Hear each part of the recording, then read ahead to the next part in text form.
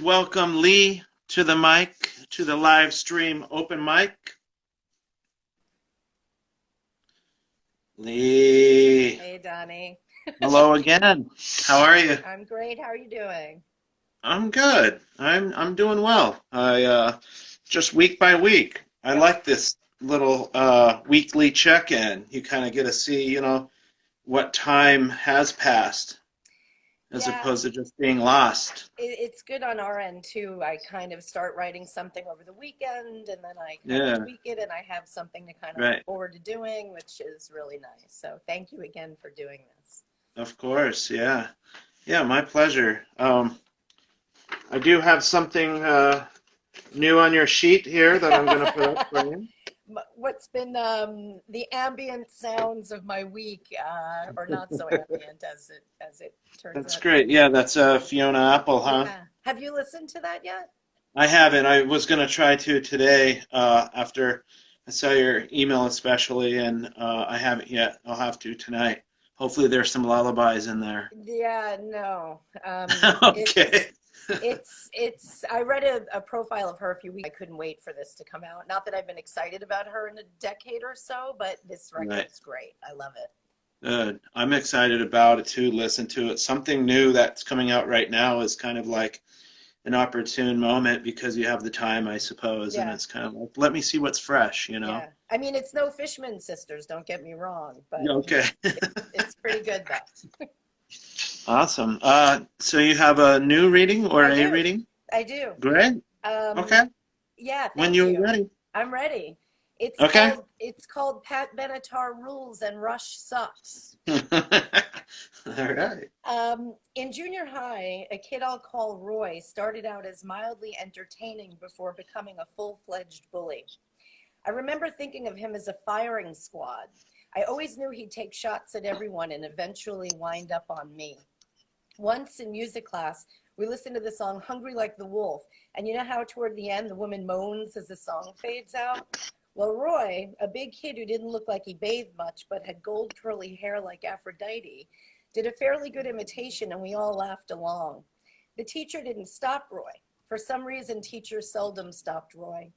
Mr. Scanlon probably decided it was easier to let Roy's erotic wailing wind down with the song and then we'd all just get on with it.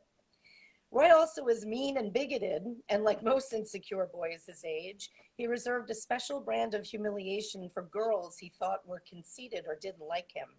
I remember his favorite joke, which he'd yell as a girl walked by his table in the cafeteria. What do you, insert girl's name here, what do the girl's name and tampons have in common? They're both stuck up, cover your ears, cunts. Kids would laugh as the poor girl scurried away as fast as she could and no one came to her defense. Let's face it, we were all a bit afraid of him and didn't want him to turn his meanness on us. But he did. My problem with Roy was, well, musical. I was a huge Pat Benatar fan. I called her the ruler, while Roy loved the band Rush. So when Roy would confront me with his go-to insult, Pat Benatar sucks, I would screw up the courage to come back with my own cutting and well-rehearsed retort, no, Rush sucks, occasionally adding, and Geddy Lee looks like an antelope. On like this, we went through seventh into eighth grade until the joyous occasion of my 13th birthday when I saw The Ruler in concert at Madison Square Garden. In school the next day, I was a newly minted teenager, rocking my oh so 80s black and white concert jersey, strutting down the hall without a care in the world until I saw Roy. He was seated against the wall beside a chalkboard. He just shook his head as I took my seat a few rows away. Class started and I felt Roy's eyes on me with the heat of 1,000 suns, waiting for his chance to give me a great big burn.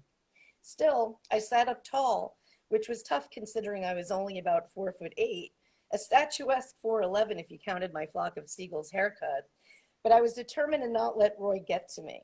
I was, after all, fresh from the garden with my first rock show under my belt, and Roy was just a big dumb jerk.